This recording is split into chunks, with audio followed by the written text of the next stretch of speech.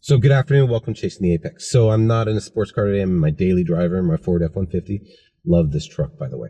I've been daily driving it for about 3 years. It's got about 60,000 miles on it, and she is just reliable as all get out. Okay, on from that. Today, you're not going to see me. I'm not reviewing my pickup truck. I'm on my way home from work. You are going to see a special presentation. This is for all you YouTubers who have asked us, or aspiring YouTubers that are going to do cars. This is from our videographer, Mario.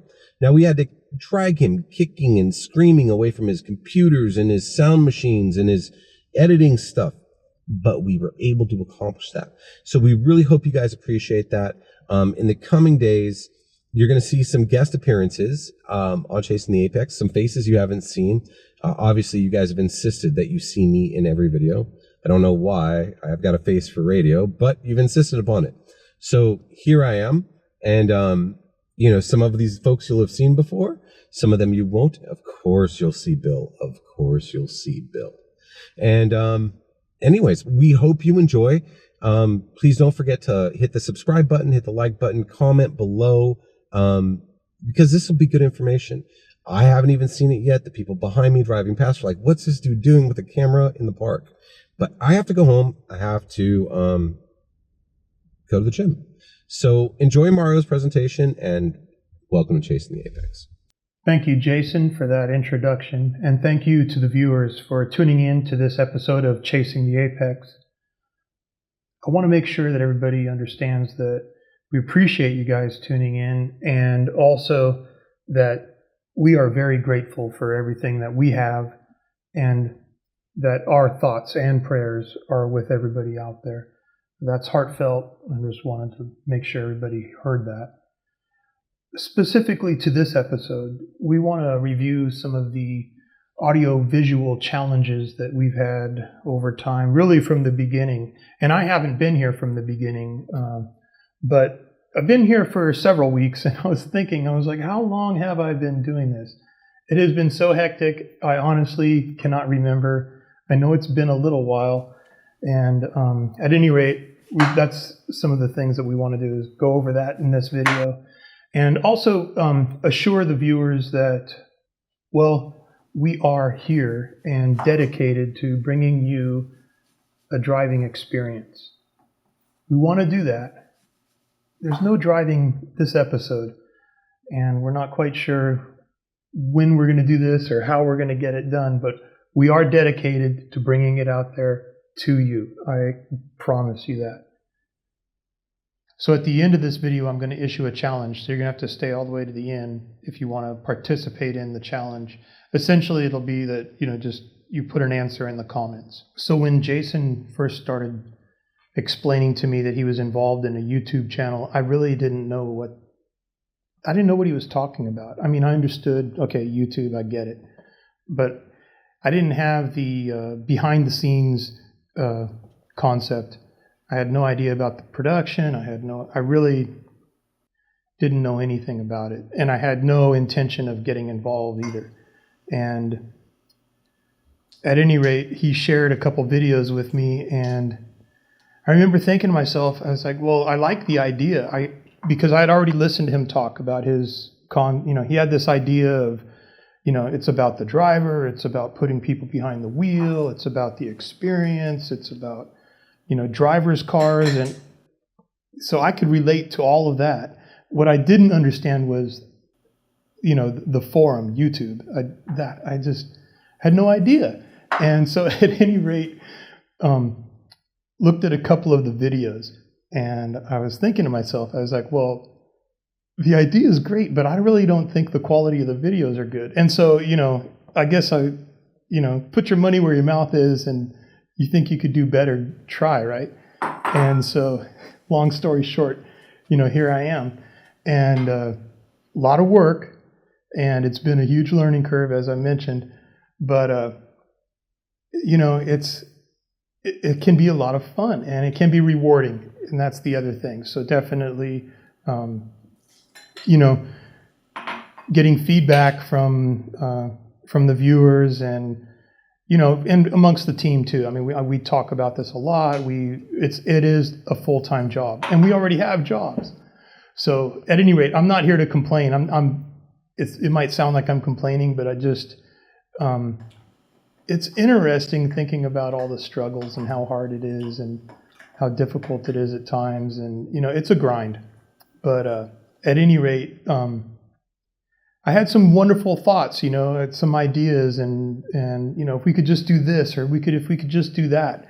And so, as I mentioned, it's kind of like put your money where your mouth is, so I had to, not so much about the money, but about just the sweat equity, because spending a lot of time doing the editing, in order to match my, the ideas that I had in my head. I mean, it translates into a lot of time. I mean, it really does. And so I've been using different types of software. I think mainly what I do is I'm reverting back to Adobe. And really because I use the I had used Adobe software in the past, not necessarily for video editing, but for other functions. So I'm using the Adobe software now, and that's Premiere Pro. And there's also other accompanying applications too, as some of you may understand. I don't want to dive too deep into all the technical stuff, but essentially, if anybody's curious, I've been using pretty much the Adobe platform exclusively.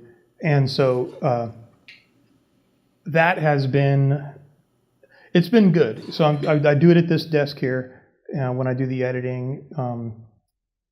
This desk, this is my home office.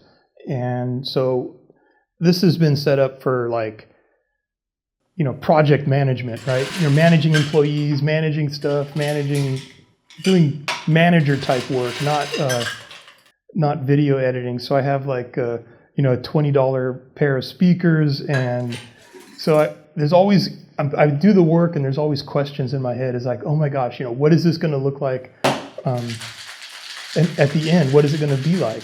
And I really don't know. I'm really depending on the feedback to understand what it is, what the product that I'm putting out there is. So at any rate, we've been using the GoPros, obviously. And here's another thing, aside the software alone, oh my goodness.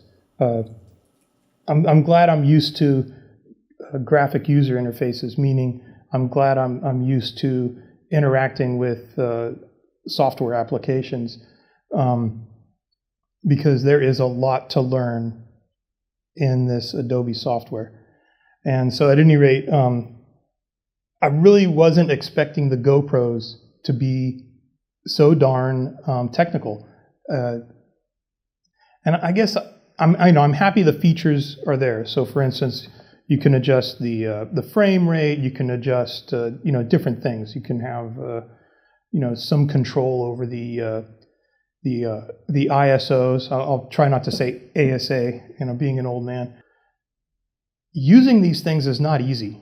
And if you go back to some of the other videos, I think probably my first experience with the GoPro, I was just basically along for the ride with Jason. Jason's showing me the ropes, and I had it on, what is it, hyper whatever.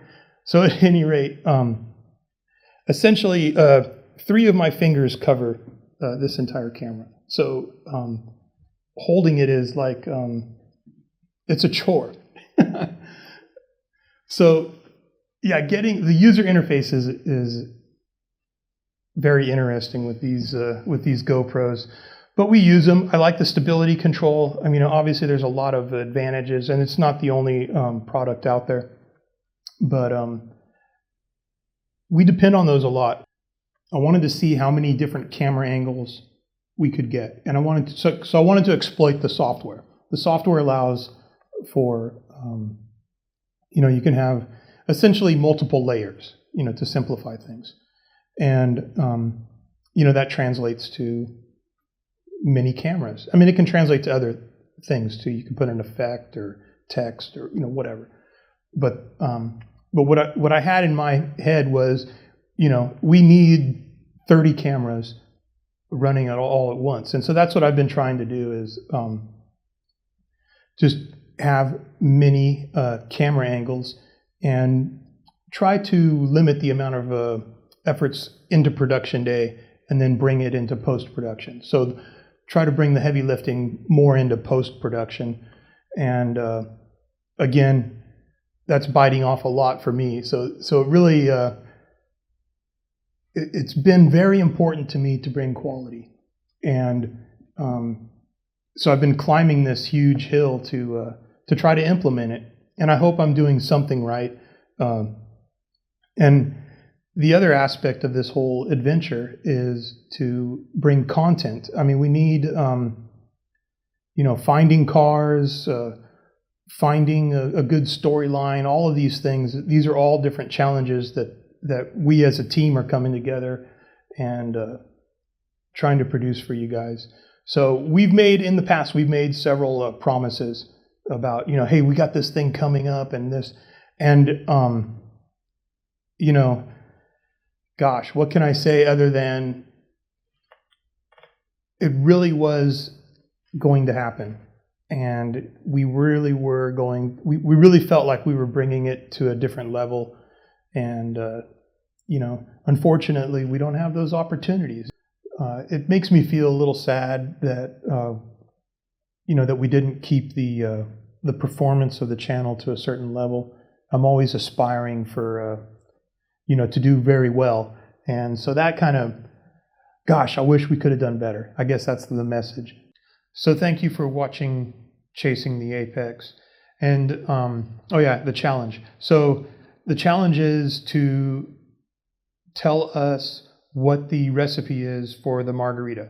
So that includes the different ingredients, whatever, the type of the liquor or whatever. It doesn't have to be the perfect brand or whatever, but tell us the measurements or at least the ratios. And then that's the challenge.